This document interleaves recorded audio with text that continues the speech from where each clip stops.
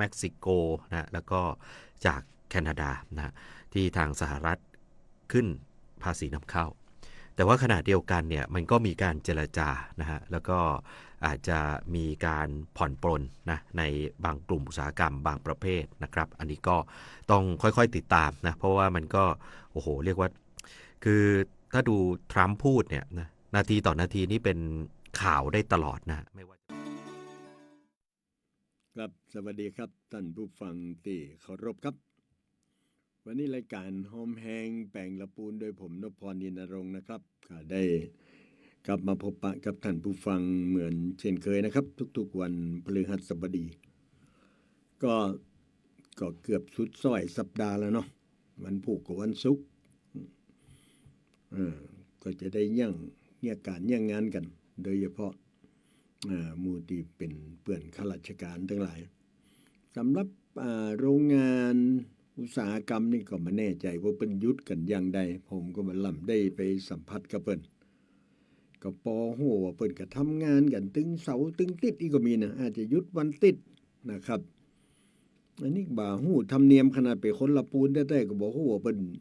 ทำงานทำการกันนักน้อยขนาดไหนซึ่งอันนี้เป็นเรื่องที่หมู่เฮาจะต้องเอาใจใส่เหมือนกันนะการทำงานเกินเวลาทำงานนักลำไปเนี่ยบางเตื้อมันก็เป็นเป็นพิษเป็นภัยกับชีวิตจิตใจเหมือนกันนะเพราะเขาทำงานนักลำไปเพราะนั้นประเทศที่ดีเนี่ยเพิ่นจะทำงานน้อยนะครับเพิ่นจะทำงานกัน3 วัน5 วันเพิ่นก็ย่างไปเอวไปแหว่งกันแต่บ้านเฮาไทยว่ายังว่านะกาแฟมันแก้ว200ก่อนน่ะแก้ว100แก้ว200คืนไปนั่งบ่ได้นี่ก็ได้ก้าเนาะต้องกินกาแฟแปลงเหียอ่ะแต่ก่อนเนี่ยผมเกิดมากินกาแฟแก้วบาทกึ่งกาแฟห้อนนี่นะบาทกึ่งกาแฟเย็นนี่สัก2 บาทเนี่ยนะครับบัดเดียววันนี้มันได้เลยเนี่ยบาท2 บาทมันกลายเป็น100 บาท150 บาท200 บาทก็หันสภาพเศรษฐกิจโดยเฉพาะจังหวัดลำพูนตะว่านี่ไปงานศพนะครับที่วัดประตูโขงนี่แหละงานศพไอ้สำราญนินโขงก็เป็นญาติกันนะครับ ขี่รถผ่านมาในเวียงปู้ทุกถนนมีไฟนีออนแสงนีออนเหลือเลืองนะครับร้านอาหารร้านของกินของว่าเต็มไปหมดเลยก็ลำปูนเนี่ยเมื่อคืนก็ม่วนเมื่อวันก็ม่วนเนาะเมื่อวันก็ม่วนกับการทำงานเมื่อคืนก็ม่วนกับการพักผ่อนหย่อนใจนะครับก็เป็นสิ่งที่ดีวันนี้วันที่6ต้องเอินไปยังบ้านเวียงท่าการเหี่ยน้อยเน้อพี่น้องเวียงท่าการนะ เพราะว่าวันนั้นอู้ข่าวเรื่องเวียงท่าการไปกำละเปิ้นจะปล่อยหลวงพี่น้องทั้งหลายแล้วเวียงท่าการเนี่ยเป็นเวียงที่อันกู้กับเวียงละปูนมาตั้งแต่เมื่อ1,000 ปีที่แล้วนะครับเป็นเวียงที่มีอันเจดีย์พระธาตุคูคลองอย่างต่างๆเนี่ยเป็นระบบขนาดใครที่ชอบเอวจังหวัดไกลๆลองมาเอวใกล้ๆบ้านเฮาผ่องละปูนเชียงใหม่เนี่ยมีของที่ควรค่าแก่การสนใจแหมนักนะครับวันที่6วันนี้เปิ้นตาลตุงเนาะนะครับวันนี้เปิ้นตาลตุงแล้วก็งานปอยหลวงแต้ๆเนี่ยจะมีประมาณวันที่13นะครับวันที่13ก็หวังใจว่าพี่น้องบ้านไกลเลินเคียงตำบลแม่ก้าตำบลบ้านอย่างทุ่งสะโตกอย่างมื้อนี้นะครับหนองตองกาอย่างกาเนี่ยก็ปากันไปแอวเพราะอยู่ใกล้กันนะครับเมืองบ้านเฮาเป็นเมืองที่น่าแอวหน้าแหวงโดยเฉพาะอย่างยิ่งงานปอยหลวงเนี่ยมันเป็นงานที่เขาจะใช้คำว่าใดดีครับเป็นงานฉลองของเจ้าบ้านเนาะฉลองนี่หมายความว่าใดครับก็เพราะว่าเจ้าบ้านได้สร้างศาสนสถานก็ดีสาธารณสมบัติก็ดีสะพานขัวโรงเรียนเนาะทางวัดก็มีศาลาการประเรียนพ่องพระธาตุพ่องอย่างเนี้ยพอเสร็จแล้วเพิ่นก็ปล่อยหลวง จนตุงที่คนเจ้าบ้านเฮาแปลงกันนะครับก่อนอย่างวันเนี้ยบ้านท่าการเพิ่นจะตานตุงเนี่ยคนต่างประเทศโดยเฉพาะยิ่งผมจำได้ว่าประเทศเกาหลีเปิ้นมาหันใส่เมืองไทยว่ะจ ช่วยกันเกี่ยวเข้าเต็มกลางตรงแล้วเอาผ้ากำมามัดแขวนนะเขาเข้าใจเมืองไทยนี่เป็นดีโหเฮ้ยเปิ้นถึงขั้นมีธงเอาไว้เป็นสัญลักษณ์ว่าคนจะมาช่วยกันเนี่ยกันเขาปิกไปเกาหลีเขาก็ไปเนี่ยอย่างที่เขาว่าไปไหนเขาก็ธงกำนะครับตัวก้นกันเป็นมูเนี่ยซึ่งเอาเข้าเกาหลีแซงประเทศไทยบัดเดี๋ยวนี้กลายเป็นประเทศอันดับหนึ่งของเอเชียไปแล้วจากพระกำมาจากธงผืนเดียวของเมืองไทยเนี่ยเพราะฉะนั้นหมู่เฮาอาจจะอายเปิดแล้วนะครับจากงานปล่อยหลวงมีตุงแล้วก็ไปปล่อยหลวงปล่อยลามกันเนี่ยเราจะต้องเอาไปงานอื่นพ่องนะครับแปลงธงแปลงตุงเอาไว้สำหรับตีเนี่ยการถ้าไปหันตุงยังอีนี่ปากันไปช่วยเนอะไปมีแหงมีเครื่องมือไปช่วยบ้านนี่เปิ้นกำลังมีงานผมว่าถ้าเมืองไทยคิดจะเมืองลำปูนคิดกันอย่างนี้เนี่ยแหงงานที่เหลืออยู่เนี่ยเขาไปช่วยกันเนี่ยกันวันเดียวแล้ววันเดียวเสร็จก็ถือว่าเป็นเรื่องดีนะครับเอาเนอะงานปล่อยหลวงป่อมันมีปอดจารีปอดสมบูรณ์ปอดสุนทรปอดจื่นปอดเจริญปอดสมปอดไอ้นะครับวันนั้นไปปะเบิ่นที่ในวัดแล้วเปิดขอเพลงเล่าจ่ามาก็เปิดให้ฟังไปแล้วนะครับเล่าจ่านี่นะ เป็นนักร้องสมัยใหม่ร้องครับก็ขอให้งานปล่อยหลวงซึ่งตั้งแต่เดือนนี้เป็นต้นไปงานปล่อยหลวงจะนักขนาดก็ขอให้ลดเหล้าแดงน้ำแข็งหลอดลงเหี่ยพ่องเนาะจะไปกินเหล้าแดงน้ำแข็งหลอดเขามากินเหล้าสาโทกาอย่างกันที่มันอ่อนกว่าที่มันราคาถูกกว่าแล้วก็เนี่ยก่อนมีงานมีการเนี่ยป้ากันเต็กน้ำขาวไว้พ่องอย่างนั้นไม่ใช่สนับสนุนการกินเหล้านะครับเพียงแต่ว่าเมื่อมันเป็นส่วนหนึ่งของกันและกันแล้วเนี่ยเขาต้องคิดถึงความประหยัดเขาคิดถึงความที่มันต้องกินนักกินกันมอกม่วนมอกฟ้อนน้ำหน้าควตาลได้นี่ก็ถือว่าเป็นนาบุญละเนาะครับก็ขอให้มีความสุขกับการทำบุญทำทานแล้วก็จะไปเนี่ยนัดล่ำไปภาษากำเมืองเป็นว่าก้อยเนี่ยตามน้ำก้อยทำตามตัวน้ำเปียงใดดอกบัวก็เปียงอันจะไปเนี่ยอย่างเกินตัวนะครับภาษาสมัยเก่าเป็นว่าไม้สูงกว่าแม่มักแพ้ลมบนคนสูงกว่าคนมักจนใจเองนะครับจะไปเนี่ยอย่างเกินคนอื่นนะครับนั่นก็คือที่ภาษาภาษิตแห่งอันหนึ่งที่เป็นว่าไว้ก็คืออย่าไปตีกองแข่งฟ้าอย่าไปขี่ม้าแข่งตะวันมันตึงบะตันสักเตือนะครับเพราะฉะนั้นเขาก็ประเมินตัวเก่าเขาก็เป็นนกน้อยทำรังแต่พอตัวเนาะมีน้อยก็กินน้อยนะครับรู้จักประหยัดอดออมไว้ชีวิตตึงบ่าตกลอยก็ฝากทุกคนนะครับเพราะว่าวันนี้เนี่ยตะกี้นี่ผมไปร่วมงานโครงการสร้างเสริมสุขภาพจากสสสไปโครงการขนาดเล็กประเด็นนี้เป็นประชุมกันที่มจรนะครับใครอยากได้โครงการก็ยังตันอยู่นะครับหมู่ปีน้องแม่บ้านคนเฒ่าคนแก่อยากเขียนโครงการเกี่ยวกับผู้สูงอายุอยากเขียนโครงการเกี่ยวกับโรค NCD NCD นี่มาจากคำว่านั้นcommunicable disease แปลว่าโรคที่ไม่ติดต่อโรคอย่างครับติดต่อก็โรคความดันนี่กะเนาะโรคยาแฮมโรคเบาหวานนี่กะนะครับก็มีโรคทำลายโรคที่เป็นเนี่ยบัดเดียวนี่เปิ้นต้องการให้ชุมชนลุกขึ้นมาจัดการโรคนี่ตัวนี่ดูแลกันนะครับไปวัดความดันไปตรวจเบาหวานคือกันแล้วก็ไปจวนทำอาหารที่มันแบบเป็นสารพิษส่งเสริมการปลูกผักปลูกไม่ใส่เครือทั้งหลายคือกินอาหารปราศจากเคมีและอันหนึ่งที่เปิ้นสนับสนุนคือโครงการเกี่ยวกับผู้สูงอายุผู้สูงอายุเนี่ยถ้าอยากได้โครงการไปนะครับที่มจรยังตันอยู่นะเบิ่งผมเป็นประธานในพิธีเปิดมาสัก10 นาทีที่แล้วเนี่ย ครับก็เอาละครับวันนี้ผมอยู่กับช่างอึ่งนะครับก็เปิ้นจะเปิดเพลงอย่างฮือฟังผ่องบ่ฮู้นะครับก็น่าจะได้ฟังเพลงด้วยกันสักกำแล้วก็ปิกมาอู้เอ่ยกันนะครับวันนี้เพลงอันที่ช่างอึ่งจะเปิดในท่าจะม่วนเนาะบรรยากาศก็ดีอากาศถึงแม้จะห้อนเล็กน้อยก็ขอคือพยายามว่าห้อนใจนะครับจะไปคือมันห้อนกายนี่อดเอามันยังมีมีพัดลมมีแอร์อยู่ แต่ถ้าห้อนใจอยู่ที่ไหนก็จ้างมันตึมได้พยายามทำใจเย็นๆขี่รถขี่ลาก็จะไปเพลาแซงกันพ่องปาดหน้ากันพ่องแปลงตาเขียวใส่กันเกลียดกันนี่นะ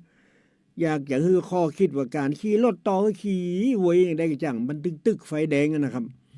บางเตือผมขี่ไปนะหมอนั่นแซงไปแซงแตะแซงว่าเหมือนจะเป็นจะตายเนี่ยแต่พอไปมันสักก็แปลว่ามัดจอดหน้าเฮานี่มันได้ที่ไฟแดงนี่ผมก็เลยว่าอย่าไปใจห้อนแล้วครับพี่น้อง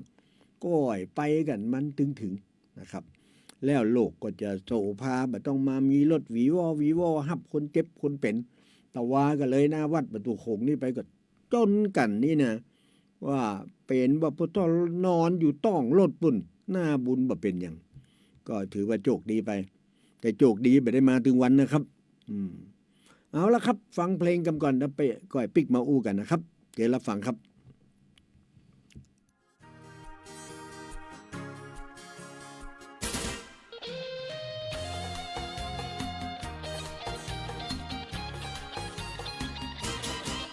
คนแก่ก็ชอบฟังซอบางคนนี่หนอชอบเพลงลูกทุ่งบางคนชอบเพลงสตริงห้องชอบจริงๆสากลและลูกกรุงไอ้หนุ่มวัยรุ่นไฟแรงชอบแม็กกาแดนรถนิยมสูง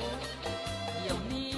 เปิ้นมีคอนเสิร์ตวิทูลและเบิร์ดเปิดกันลั่นกรุงพอเที่ยงพอขายไปบรรลุชักผลไอ้หลานเฮ้ยหลานชุดที่ฮักของอุ้ยพอขวายแล้วบรรลุเจ้าบาเดียวตื่นไปซื้อเมียงเฮ้อุ้ยกำไปซื้อเมียงเฮ้อุ้ยกำขายใจบ่ปล่อยขี้ร้านโอ้ใจยังถึงมาได้บอกใช้ได้แต่เป็นบางเวลาร้องอารมณ์ดีต่างหากป้ามาไหนลูกเจืออารมณ์ดีถ้ามีเงินใช้ได้ง่ายๆกระจายเงินได้ใช้ได้เม่นก็อุ้ยไปจะหาท้อไอ้คอนเสิร์ตขึ้นสมองอุ้ยใจเนี่ยอย่างแบบเนี้ยไปที่ไปดูคอนเสิร์ตเปิ้ลหึ่งห้องเพลงตัวห้องเปิ้ลหึ่งถอดเชือกถอดมันเป็นญาติโกโหติกาอย่างของถูไอ้คอนไอ้เชิดเนี่ยบรรยายลูกเจือ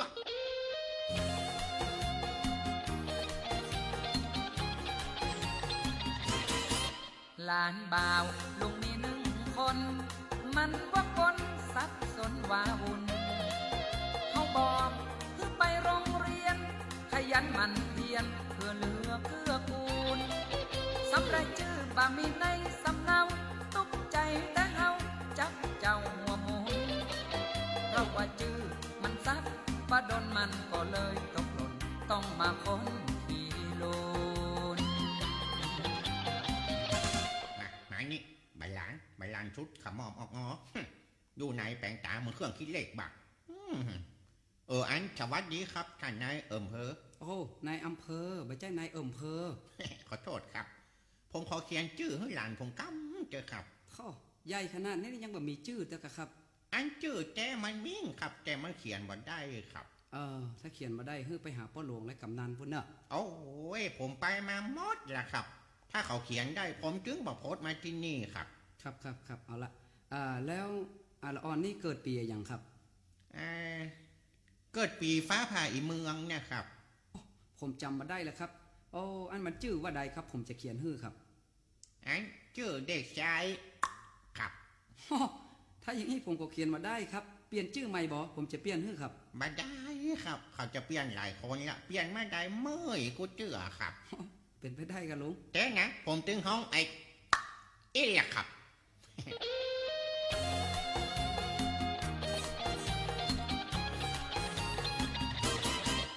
นายอำเภอเฉลิมชัยทันว่าผมก็จบปริญญาชัยงงเงาเต่าตุน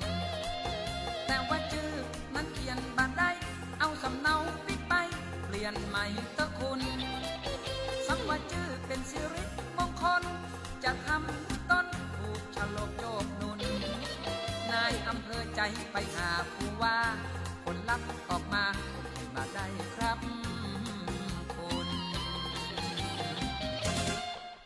เมื่อไม้นี่นั่งนี่ไอ้เกิดบัดจับย้ำอันสวัสดีครับเจ้าหน้าที่สารกลางท่านคุณครับผมเป็นเสมียนครับครับไอ้เหมียนครับอันขอเขียนชื่อให้หลานผมกำเจอครับ อย่างคนพ่อใหญ่มกอี้ยังไม่ได้ตั้งชื่อเตื้อนี่ต้องไปแจ้งภูมิลำเนาเดิมแล้วเนอะ โอ้ยบ่ายลำแนวอย่างชักอย่างไปมาหมดไปเขียนมาได้ชักคนครับ มันอย่างไรปะรับเหลือมาผมจะเขียนเถอะ ครับ แล้วก็ปิกเอาไปอำเภอเนอะ ครับ ชื่อมันว่าใดครับ ชื่อมันว่าไอเด็กชายครับ โอ้ชื่ออย่างก็ครับ เด็กชายเนี่ยครับ เอ้ามันมีตัวอย่างพ่องอะมันสะกดอย่างใดอ่ะ ผมก็เขียนมาได้นะครับอันผมไปมาอย่างนี้ครับ โอ้ถ้าอย่างอี้ผมก็เขียนบ่ได้เนอะ โอ้นั่น ปิกไปบ้านได้ไปไอ้ โอ้ถึงมาได้ละอีบอกครับ บ่ได้ละอี้เขียนบ่ได้ละ ปะไอแรงชุดท้ายเป็นที่เปิ่งของลุงป้นน่ะหนังสือพิมพ์ไทยนิ้วป้นน่ะบักเปิ้นข้องหนังสือดีไปจะไปที่หนังสือพิมพ์ไทยนิ้วบักไปไอ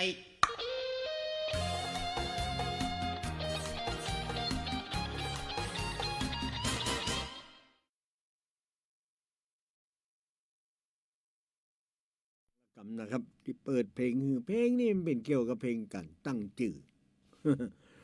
ชื่อนี่สำคัญนะครับพี่น้องทั้งหลายเอาห้องเฮาอย่างกันได้ก็ย้อนว่ามีชื่อแต่หลายคนก็ชอบเปลี่ยนชื่อนะครับเปลี่ยนชื่อตามป่อตามแม่แต่งตั้งคือก็ว่าบังงามอีกอะ นะครับคนแต่ก่อนนี่ผมเล่าฐานะที่ผมเคยทำงานในชนบทในงานในหมู่บ้านสมัยผมเป็นครูแล้วก็เป็นข้าราชการอำเภอใหม่ๆเนี่ยก็เปิ้นจะมาขอตั้งชื่อขออย่างเนี้ยบ่อยเอาก็เขียนให้เปิ้นยังหมอเนี่ยที่ว่าเนี่ยแล้วก็มันยากยังคนที่เป็นอยู่บนดอยเนี่ยหมู่ต่างข้าราชการมักจะใส่ว่าเช่นชัยคีรีนี่นะครับหมายความว่าเป็นชัยที่อยู่บนดอยชัยคีรีหรือบางคนก็ใส่ชื่อว่าค้างคีรี นี่ผมไปถามยี่ใดไปใส่ชื่อมันนามสกุลเพราะว่าข้างคีรีก็มันอยู่บนดอยมันข้างอยู่บนเนี่ยแล้วมันให้ลงไปอีกว่ะโอ้อันนี้เสมียนนี่ก็สมองใส่แล้วไปข้างคีรีก็คือข้างดอยไอ้เนี่ยลงมาได้อันเนี้ยการตั้งชื่อเนี่ยกับบางเตื้อเปิ้นเอาชื่อบ้านนามเมืองเนี่ยไปเป็นนามสกุลเช่นตั้งบ้านมะเขือแจ้เนี่ยเปิ้นก็ใส่ชื่อว่าทิแจ้ปารามีแจ้อีกอะทั้งบ้านแจ่มนี่ก็ใส่ชื่อว่าวังแจ่มมะโนแจ่มอีกอะลิบแจ่มอีกอะนะครับถ้าตั้งไหนแฮมถ้าตั้งปาซักนี่ก็สุริยะศักดิ์อีกอะพยัคฆศักดิ์อีกอะถ้าปาซักตั้งอันพาป่าดุกนี่ก็ใส่ว่าเพ็ญพนัสศักดิ์นี่นะครับอันนี้ผมเล่าให้ฟังในฐานะที่ไปเมืองลำพูนมาก็เกือบไขว่ละแล้วก็อย่างอันมีไหนแฮมที่เอานามสกุลว่าเนี่ยเอานามบ้านนามเมืองว่าเนี่ยปาซักว่าไปแล้วว่าตั้งเมืองจี้ก็นามสกุลจี้รหัสอีกอ่ะหรือแต่ว่าเมืองจี้ไม่นี่เพิ่นจะนามสกุลสุริยะวาลีสุริยะวาลีแปลว่าน้ำนะครับแต่ก่อนต้องพูดปริญญานาแล้วก็เจ้านามสกุลลังกาพินเนี่ยเปิ่นไปเป็นเจ้าเป็นนายอยู่ฝั่งทางใต้นี่เปิ่นไปฮิบให้ฮิบนาเปิ่นก็แต่งตั้งเสนาวาลีพ่องทิพวาลีพ่องที่เกี่ยวกับน้ำไปแบ่งปันน้ำกันอันนี้ก็เป็นชื่อน้ำถ้ามาทางไหนแฮมก็จะมีนะครับมีชื่อบ้านนามเมืองเป็นชื่อบ้านอย่างต้นธงนี่ก็จะพบว่านามสกุลเชษฐธงนี่นะครับอันนี้เชษฐธงอย่างธงนี่แหละก็จะมีทางอันสันต้นธงถ้ามาทางอันทางอุโมงค์ก็จะมีนามสกุลว่าพันอุโมงค์เนี่ยนะครับลิอุโมงค์เนี่ยอันนี้ก็จะเป็นไปทางอุโมงค์นะครับถ้าไปทางบัตตูป่าอันนี้เปิ้นบ่ใช่ป่าเปิ้นใช้คำว่าวนาแทนเช่นมโนวันนานะมโนวันนานะครับถ้าเป็นลิมปิงก็ทิพพิงนี่ครับเนี่ยครับนามสกุลละปูนเนี่ยจำง่ายนะครับถ้าเป็นคนละปูนแต่เฮาฮู้อ๋อนี่อยู่บ้านหิมปิงนี่เนาะครับอันนี้ก็กึดบ่ออกกึดได้แต่สิ่งมันมีแหมนักนะครับก็การตั้งชื่อบ้านนามเมืองก็เลยเหมือนนายตะเกียใส่ชื่อผิดปกติไปหน่อยออกเสียงยากแท้ๆขนาดผมกึดยากเนี่ยจะเขียนว่าจะได้ยิ้มได้ครับพี่น้องที่เคารพครับ ช่วงนี้เป็นช่วงที่ควันหมอกควันไฟป่ากำลังมาแห่งขนาด แล้วกลุ่มละปูนหอมปอยกลุ่มสถาบันวิจัยหลิพุนชัยกลุ่มคุ้มครองผู้บริโภค กลุ่มเครือข่ายเกษตรกรรมอย่างยืนโอ้โทรศัพท์มาแล้วนะเดี๋ยวครับโทรศัพท์กันก่อนเนาะครับจะได้ได้เอ่ยกันลืมบอกครับ สวัสดีครับ อูดึงน้ำสกุล นั่น อย่างพี่กับสันนี่คือเก้ามันยึบปิงเต้าปิงกับเต้าค่ะ อ๋อปิงค่ะ มา สัน อพยพมาจากหลวงพระบาง อ๋อพิงค่ะสันนี่อพยพมาจากหลวงพระบาง มาถึงสังขยอมก็เลยเอ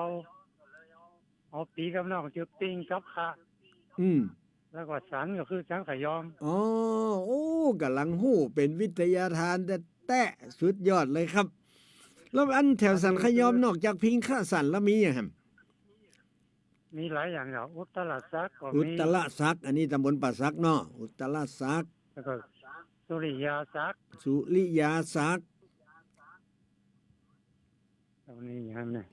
กิตติศัก แต่ ดิ์อะ พิงกับสันนี่ในๆคือต้นกำเนิดสังขยอมเนี่ย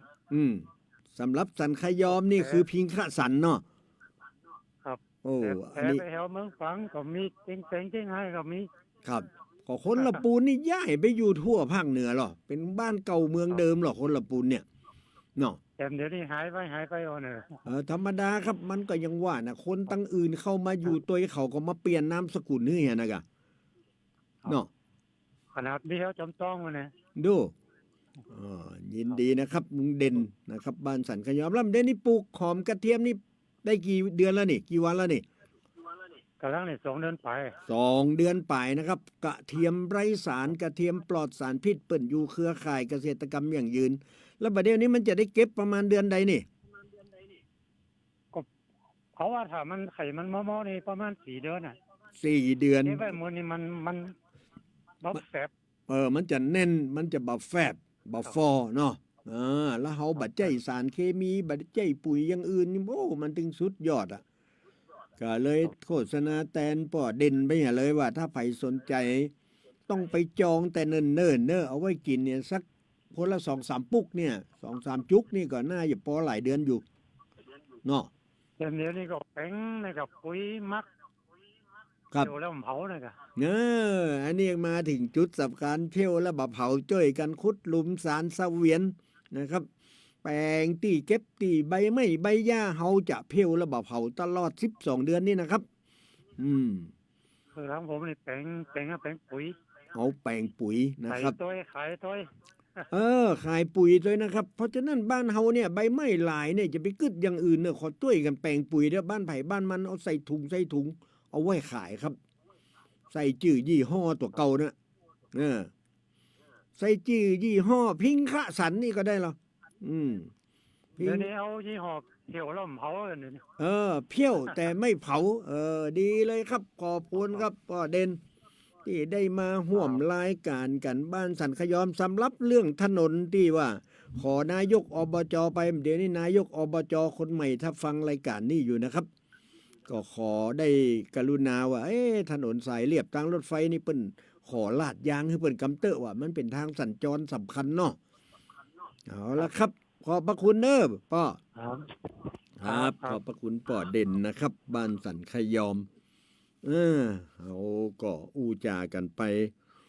ได้สัปปะมาอู้ถึงเรื่องเพี้ยวบ่เผาคำว่าเพี้ยวนี่มันเป็นภาษากำเมืองหมายถึงความสะอาดหมายถึงการกวาดกวานเพี้ยวพัดนะครับ ภาษากลางจะใจคำว่าจะได้บอกโอ้เพี้ยวนี่นะแต่บ้านเฮานี่บอกว่าเพี้ยวขี้เหงื่อเพี้ยวขี้เหอะเพี้ยวก็หมายความว่าทำให้สะอาดจะกวาดก็ได้จะเก็บก็ได้ เพราะฉะนั้นเฮาส่วนใหญ่แต่ก่อนนี่เพี้ยวแล้วก็จะเผากันบัดเดี๋ยวนี้ร้องบัดต้องกึดนะครับบัดเดี๋ยวนี้ควันบดควันมัวลองออกไปหน่ะเดี๋ยวนี้ไผลองออกบ้านบัดเดี๋ยวนี้นะแงนพอฟ้าเด้อก็จะพบว่าความฝุ่นละอองนี่เต็มไปหมดเลย ถ้าพี่น้องอยากร่วมโครงการเพี้ยวบ่เผานะครับลงมือได้เลยครับนั่นก็คือขุดหลุมแปลงเสวียนนะครับ เปลี่ยนใบไม้ให้เป็นปุ๋ยเนี่ยขุดหลุมแปลงเสวียนเก็บใบไม้เอาใบไม้ใส่ขี้งัวใส่ขี้ควายใส่ขี้หมูใส่ขี้ไก่สูนกันมักกันย้อนแล้วก็น้ำหดพ่องอย่างหดพ่อง3 เดือนแต่อันน่ะตั้นจะได้ปุ๋ยเลยนะครับหดน้ำติ๊กติ๊กใส่ขี้งัวไปติ๊กติ๊กนะครับถ้าบ่าเปิงใจคือไปขอพอดอ1จากที่สถานีพัฒนาที่ดินนะครับตังวันออกทางบ้านจำบอนจำขี้มดเนี่ยยังได้เหี่ยไปติดต่อเปิ้นว่าในนามโครงการเพี้ยวบะเผามาขอ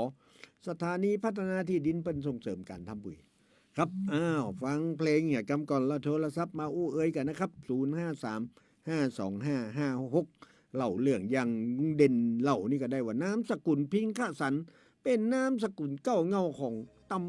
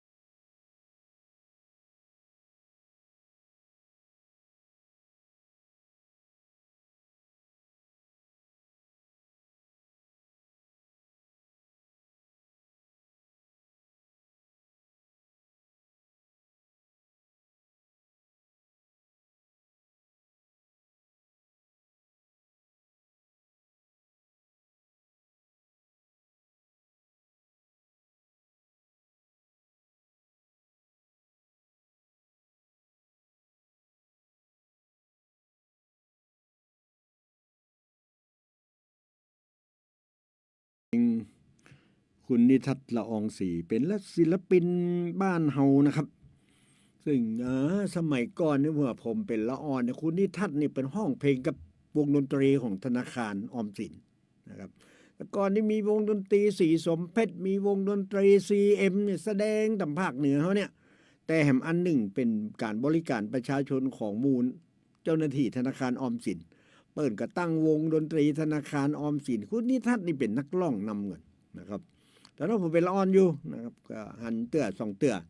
หลังจากนั้นคุณนิทัศน์ไปก็ไปเป็นนักร้องเพลงนี้ชื่อเพลงกำปั่นปอนวันเกิดถ้าจะว่าไปแล้วคนล้านนาเนี่ยทำงานวันเกิดมาตลอดนะครับไปใจวันล่าหลังป้าเทือนนะเนี่ยแบบฝรั่งนะนั่นก็คืองานสืบชะตาไผเปิ้นมีงานครับครบอายุ60 70เปิ้นก็จะสืบชะตาสาว5ขึ้นไปเนี่ยเปิ้นก็สืบชะตาละลูกซาอุมาลูกขั้นมาจบโรงเรียนมาเปิ้นใครคือเขาฉลองวันเกิดเขาเปิ้นก็จะนับวันนับคืนก็เอาละวันนี้จะสืบชะตาบัลล่าให้กำสืบชะตาป้าอุ้ยกำนะเพื่อคือมีชีวิตอยู่อย่างการกรุงรุ่งเรืองก็เหมือนเพลงนี้บอกโอ้เมื่อวันเกิดลูกก็คล้ายวันตายแม่เขาถือว่าอีเราโอ้ลูกนี่ฉลองวันเกิดกันเป็นม่วนเป็นงั้นแต่บักกึดเลยว่าวันนั้นน่ะแม่คางเอ่ยนะครับอันนี้เปิดกันเลยบอกมาสืบชะตากันครับก็อยากจะฮือใกล้ปีใหม่แล้วเนี่ยหมู่เฮาก็จะไปฮือป่ออาจารย์กาทุเจ้าก็เปิ้นว่างเจิญนิมนต์เปิ้นไปสืบชะตาที่บ้านนะครับก็บ่จำเป็นต้องเงียบแบบโอ้คนมาเป็นร้อยเป็นพันเอาเต่าตีญาติพี่น้องมีในบ้าน 7-8 คนก็สืบชะตาได้แล้วจะนิมนต์ทุเจ้าตนเดียวที่เปิ้นสวดได้เปิ้นก็อย่าไปสวดฮือนะครับอันนี้ผมถือว่าเป็นการรักษาจารีตหีดห้อยอย่างหนึ่งเพียงแต่ว่าการแปลงก้างสืบชะตาเนี่ยมันยากเนาะมันจะต้องประกอบด้วยหมากปูกล้วยอ้อยอย่างละ100 กว่าอย่าง108 อย่างเอาใส่ขากั้ม3 ขานะต้องเอาบุหรี่มาแต่ก่อนมันมีอย่างละบุหรี่นี่ถือว่าบุหรี่ขี้โยนี่ถือว่าเยี่ยมละเป็นของกินที่มีค่าสำหรับเจ้าบ้านละไผบ่ปลูกยาคืนนี้แย่ นะครับมากบ้านไหนมีก็แย่เปิ้นก็เลยเอาของที่มีในบ้านมาสู่ขวัญมาสู่ชะตาก็เอามากเนี่ย108เอาบุหรี่108เมียง108เอามาใส่ขานั่นน่ะขากั้มนั่นน่ะไม่3 ขาเปิ้นพระพุทธพระธรรมพระสงฆ์ว่าอันเถอะละปลายสุดก็เป็นมหาเนรปานขอให้อายุมั่นขวัญยืนแล้วก็จะมีปั่นปอนมัดมือกันครับใกล้ปีใหม่แล้วถ้าบัดเนี้ยสืบชะตาก็เอาป่ออาจารย์ไปส่งเคราะห์ส่งจนส่งเป็นห้องส่งเคราะห์ส่งแถนถ้าตั้งอีสานก็ส่งแถนบ้านเฮาก็ส่งแถนเหมือนกันการส่งแถนก็คือมาบอกป่อแถนที่เป็นเจ้าชีวิตเฮาเนี่ยเป็นป่อเกิดแม่เกิดเฮาเนี่ยว่าลูกหลานนี่อายุก็สุขภาพบ่ค่อยดีขอคือป่อแถนนั่นน่ะได้ช่วยมายกย่องก้ำจูคือมันอยู่ดีมีสุขเนยก็ไต้ครับผมก็เลยปิ๊กไปถึงเพลงที่คุณนิทัศน์ละอองศรีที่คุณลือชาเอามาเปิดให้ฟังเนี่ยก็พบว่ามันเป็นสาระของคนบ้านเฮาช่วงนี้ก็ปากันสืบชะตานะครับได้หมดครับตั้งแต่นี้ไปสำหรับงานเพี้ยวบ่เผาตะกี้ป่อเด่นเป็นอ้วมเดี๋ยวเปิ้นแปลงปุ๋ยแล้วนะใส่ยี่ห้อว่าเพี้ยวไม่เผา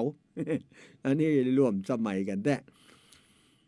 มันมีอยู่2 กลุ่มใหญ่ๆนะครับ3 กลุ่มด้วยซ้ำกลุ่มในเวียงเนี่ยคือไปสมัครได้ที่คุณน่าเลนปัญญาภูหรือไอโอกนะครับเป็นผู้ประสานงานนะครับเปิ้นจะปาละละอ่อนเนี่ยไปปลูกเก้าไม้ขี่รถทีไปถ่ายรูปเก้าไม้ช้ำฉาใหญ่ๆเปิ้นบอกว่าเนี่ย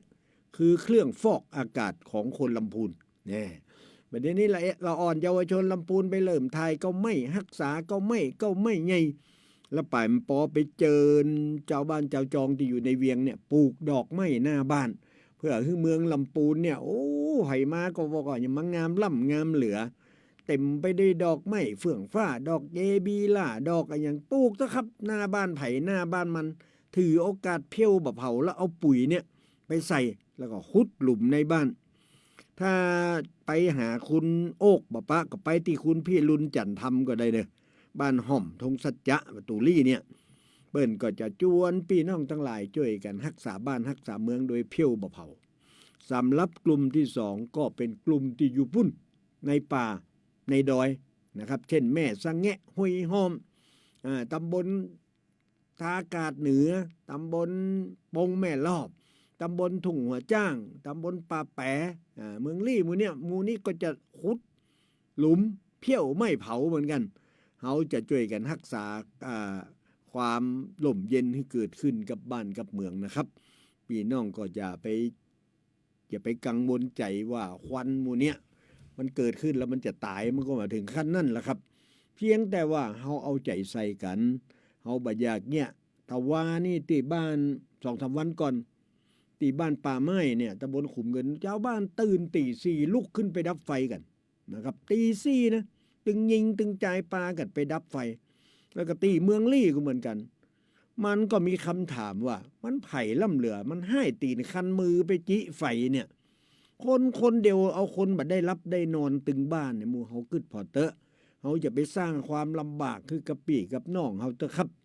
เฮาช่วยกันอันใดที่มันเป็นฟืนเป็นไฟก็อย่าจะไปเนี่ยสำหรับมดส้มนี่ก็ไปสิไปสอยเอามันได้เดียวบางบ้านนะแต่ว่าผมไปทาขุมเงิน ไปบ้านปอนานสาย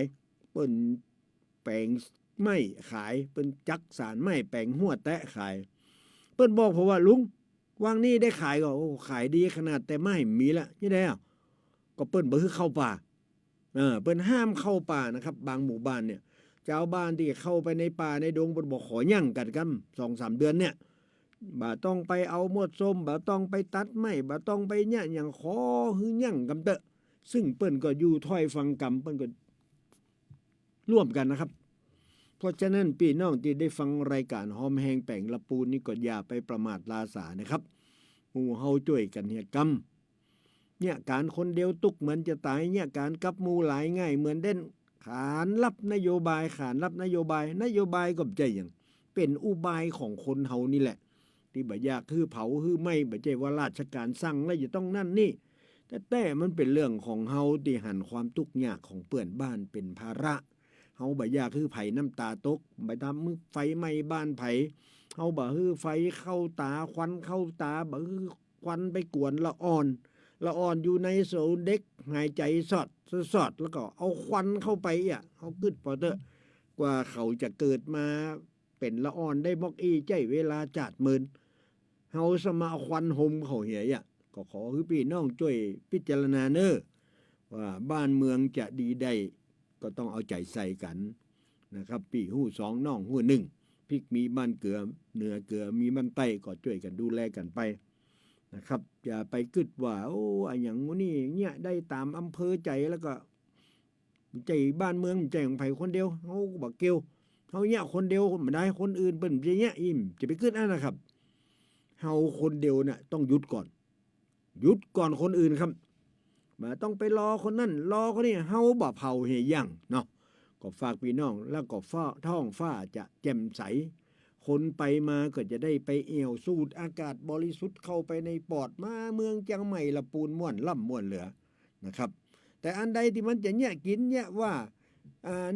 หุงข้าวต้มแกงอันนี้ก็เนี่ยไปเตอะมันเป็นอย่างนั้นแต่ยังว่านะเขตนิคมอุตสาหกรรมที่กำลังจะขยายอันนี้ต้องขอเตือนว่าถ้าเฮาเนี่ยแบบมีแบบแผนเนี่ยความห้อนจากเขตนิคมนี่ก็มใจน้อยๆเหมือนกันนะครับบัจเจกว่านิคมอย่างเดียวก็ต้องไปว่ามูขี่รถเครื่องรถยนต์รถอะไรอย่างตั้งหลายเนี่ยเต็มถนนแสนกว่ากันแล้วเฮาก็บ่เอาใจใส่กันเลยเนี่ยขี่กันวันค่ำคืนหุ่งเนี่ย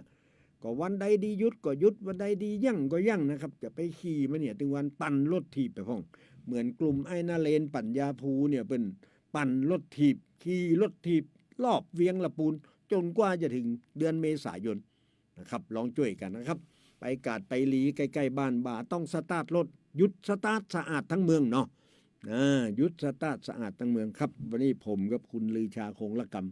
ถ้าจะต้องล่ำลาท่านผู้ฟังไปก่อนครับวันปุกก็ปะกันนะครับวันพัดบรรสุกปะกับรายการหอมแห้งแป่งละปูนนะครับสำหรับวันนี้ต้องล่ำลาท่านผู้ฟังไปก่อนนะครับสวัสดีครับ